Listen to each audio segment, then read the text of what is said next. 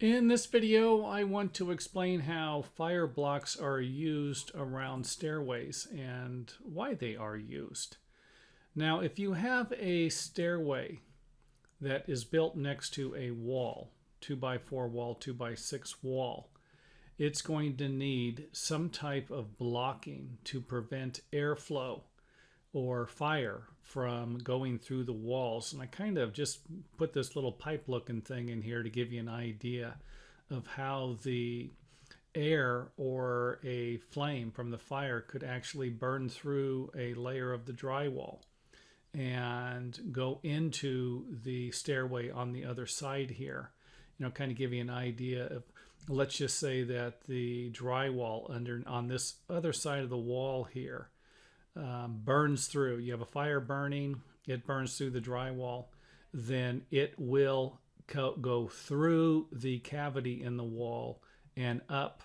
And another thing that the fire blocks do too is to prevent fresh air, oxygen, from getting pulled into the area and then allowing the fire to burn even more. So if you could imagine a closet with a door sealed and a fire starting, eventually it could run out of oxygen and put the own fire out itself. If it has a area where it can suck fresh air into it, then it would be difficult for that fire to stop burning. So I hope that makes sense. So the airflow would just kind of go in through here and up through here. And of course, you do not want a fire in the stairwell, especially if you are trying to leave a burning building. Here's the blocks in action doing their job, preventing the flow of air or flames from entering into the cavity. And just kind of want to show you some different ways to attach the fire blocks. Here we have them at an angle. Of course, you wouldn't need one here with the space being sealed already. And of course, when I built stairs, I always filled these areas in. I don't know what it was. I like to see a nice straight line of my fire blocks, but it might not be necessary all the time. View from underneath. The other side, these blocks are a little lower, just kind of giving you an idea of what you can do. As long as the area is sealed and stopped, will prevent the air from flowing through. Another block here. And some flat blocks here, just a different way to do it. And I never did this. I always had them in an angle. Like I said, I like to see something nice, and straight in there. And for whatever reason, but something like this should work just fine according to the building information. And for those of you out there who disagree, hey, send me the building code. I'd love to see it, and I will make the necessary alterations in the video. But as long as the air is blocked, you can put them in different positions. It's not going to be uncommon to come into something where you're building something and something's in the way and you're thinking, how am I going to block this? Well, you might need to get a little creative and put a few more blocks in or use whatever to block that cavity. As long as it is blocked. The building department does want 1.5 inch thick material, by the way, for a 1 hour burn through.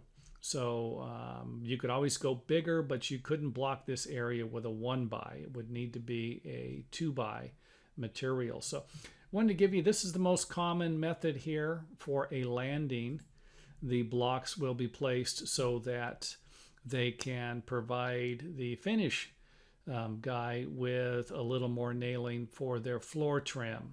And this is pretty common. It's the same thing if you looked over here for your base plates, your base framing plates. The base framing plate obviously isn't there for the sole reason to have more nailing for the floor trim, but it does help sometimes. So this is how I used to put the blocks in to provide the nailing and the fire block preventing the air from flowing through in the cavity. So anyway, that is not it for the video. I take that back. I wanted to show you some pictures. Here are some pictures of some blocks here on a job site I took some pictures of. Actually looks like they snapped a line here. My method for cutting these blocks in was a little different. Maybe I'll share that with you one day. We got the blocks here for the landing, and these are just mid-span blocks that were in the wall. You can see them in this wall on the other side. And some more a view of the blocks on the inside where the closet wall is. Blocks up here, and then blocks on the other side here coming up. Inside the closet, again, we got the blocks over here. And here's the closet that is drywalled.